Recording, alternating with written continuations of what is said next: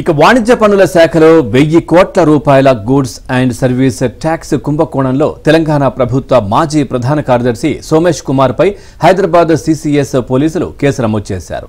ఆయనతో పాటు మరో 2 ఉన్నతాధికారులపైన ఎఫ్ఐఆర్ నమోదు చేసినట్లు సమాచారం.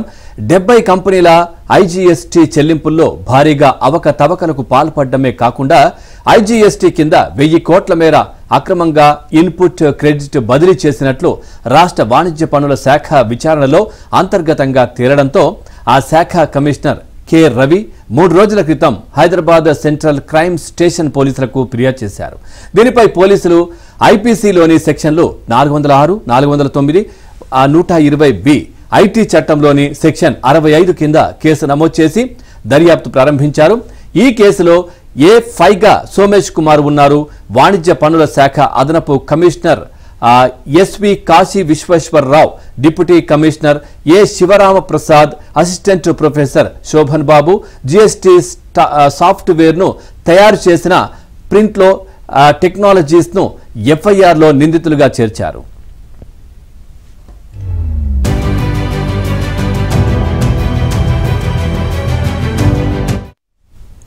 సాధారణంగా ఒక రాష్ట్రంలోని డీలర్లు మరో రాష్ట్రంలోని డీలర్లకు విక్రయించే వస్తువులపై ఐజీఎస్టీని కేంద్ర ప్రభుత్వం వసూలు చేస్తుంది.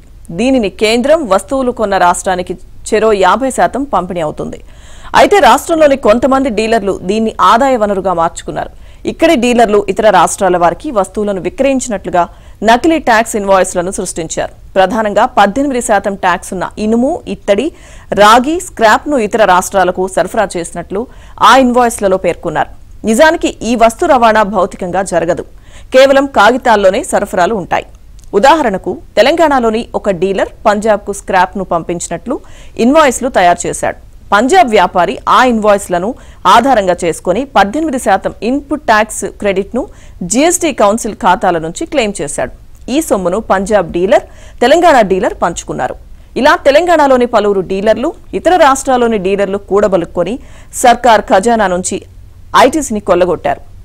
ఇలా కొల్లగొట్టిన మొత్తం విలువ 1000 కోట్లుగా ఉంటుందని వాణిజ్య పన్నుల శాఖ అధికారులు ఈ ఏడాది ఫిబ్రవరి మొదట్లోనే గుర్తించారు. ఈ కుంభకోణం జరిగిన తీరుపై ఆంధ్రజ్యోతి ఫిబ్రవరి 22న పరిశోధనాత్మక కథనాన్ని ప్రచురించింది.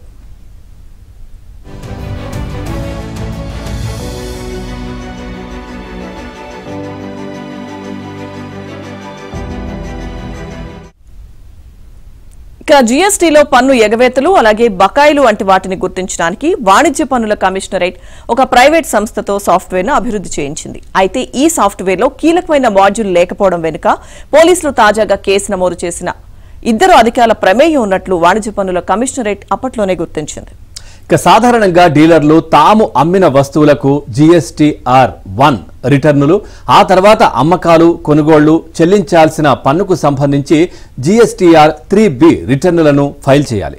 ఓవరాల్ గా ఈ అంశానికి సంబంధించి మరింత సమాచారాన్ని మా కరెస్పాండెంట్ రాజేష్ అందిస్తారు. Rajesh, good morning. పూర్తి డీటెయిల్స్ ఏంటి? మాజీ ప్రభుత్వ ప్రధాన కార్యదర్శి సోమేష్ కుమార్ పై కేసు నమోదైనట్టుగా తెలుస్తోంది. డీటెయిల్స్ ఏంటి? Good morning Pavan. మొత్తానికి టీఆర్ఎస్ ప్రభుత్వ హయాంలో ఎక్కువ రోజులు సీఎస్ గా పనిచేసినటువంటి సోమేష్ కుమార్ పైన కాంగ్రెస్ ప్రభుత్వము అదేవిధంగా సిసిఎస్ పోలీసులు జీఎస్టీ సర్వీస్ ట్యాక్స్ విషయంలో దాదాపు 1000 కోట్ల కుంభకోణం జరిగినట్లు అనుమానిస్తూ కొన్ని వివరాలతో కూడినటువంటి అంశం రాష్ట్ర ప్రభుత్వం చేయడంతో కేసు నమోదు చేశారు. ఇందులో దాదాపు 1000 కోట్ల జీఎస్టీలో అక్రమాలు జరిగినట్లు రాష్ట్ర ప్రభుత్వం అయితే అనుమానిస్తుంది. ఇది సోమేష్ తో పాటు 2 వాణిజ్య పన్నుల అధికారుల పైన ఎఫ్ఐఆర్ నమోదు చేసినట్టయితే తెలుస్తుంది. జీఎస్టీ సాఫ్ట్వేర్ తయారీ కంపెనీలకు సంబంధించిన అంశంలో 70 కంపెనీలకు అడ్డగోలుగా ఇన్పుట్ క్రెడిట్స్ ఇచ్చి తద్వారా ప్రభుత్వ ఖజానాకు 1000 కోట్ల మేరకు నష్టం చేకూర్చినటువంటి అంశం పైన గతంలో కూడా ఆంధ్రజ్యోతి దీనిపైన కథనాలు ప్రచురించింది. సో ఈ అంశాన్ని ఆధారంగా చేసుకుని రాష్ట్ర ప్రభుత్వం ఈ విషయంలో కాస్త సీరియస్ గా వివరించాలని చెప్పేసి నిర్ణయించింది. దానిలో భాగంగా సీఎస్ సోమేష్ కుమార్ గా పనిచేసినటువంటి సమయంలో ఉన్నటువంటి పలువురు ఉన్నతాధికారులతో పాటు మరికొంతమంది పైన ఈ 70 కంపెనీలకు సంబంధించినటువంటి అంశంలో ఉన్నటువంటి వారందరి పైన కూడా చర్యలు తీసుకోవాలని చెప్పేసి రాష్ట్ర ప్రభుత్వం అయితే భావిస్తూ ఉంది.